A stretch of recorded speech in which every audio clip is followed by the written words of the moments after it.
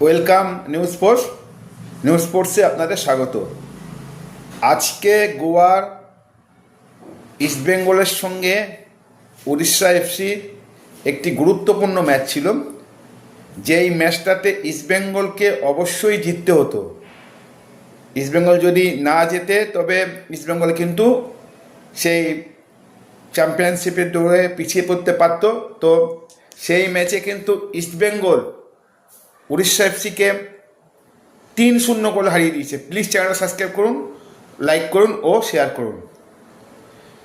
আজকে ইস্টবেঙ্গল প্রথম থেকেই উড়িষ্যা এফসিকে চেপে ধরেছিল। ইস্টবেঙ্গলের প্রথম একাদশে তো মিগুয়েল ছিলই না, এজেজিরিও ছিল না।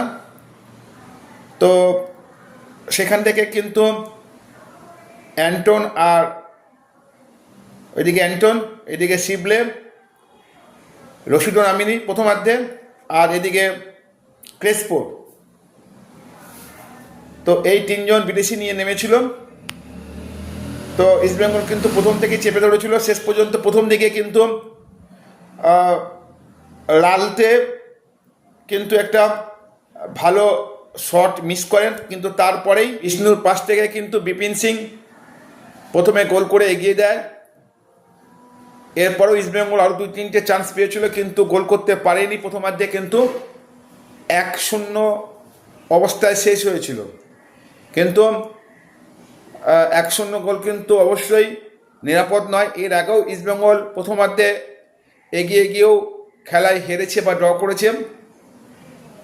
তো সেকেন্ড হাফে ইস্টবেঙ্গল কিন্তু প্রথমে এজেজিরি নামে এবং রশিদও নামে।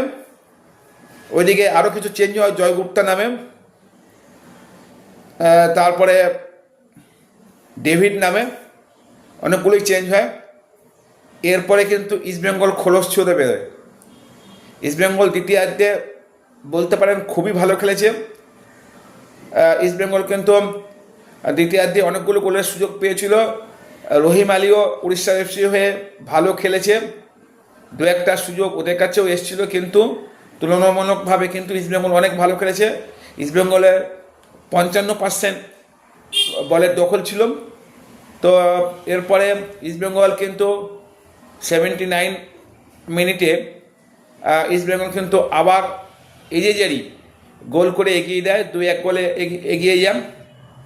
তারপরে আবার ওই 85 মিনিটের মাথায় এজেজিরি আরেকটি গোল করে। মানে এজেজিরি কিন্তু এই মুহূর্তে গোল্ডেন বুটের দাবিদার হয়ে গেছে প্রায়। তো ইস্টবেঙ্গল 3-0 গোলে জিতে গেছে। তো এরপরে কিন্তু মুম্বাই এফসির সঙ্গে আসল পরীক্ষা। তো এখনও এই মুহূর্তে ইস্টবেঙ্গল 18 পয়েন্টে দাঁড়িয়ে আছে, মানে চতুর্থ।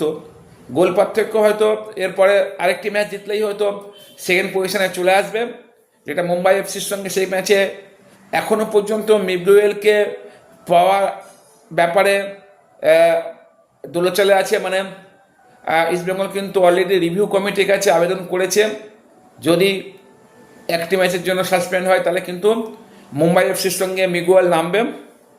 কিন্তু আজকে কিন্তু ইস্টবেঙ্গল অনবদ্য খেলেছে। ইস্টবেঙ্গল কিন্তু উড়িষ্যা এফসিকে 3-0 গোলে হারিয়ে দিয়েছে। প্লিজ চ্যানেলটা সাবস্ক্রাইব করুন, লাইক করুন ও শেয়ার করুন।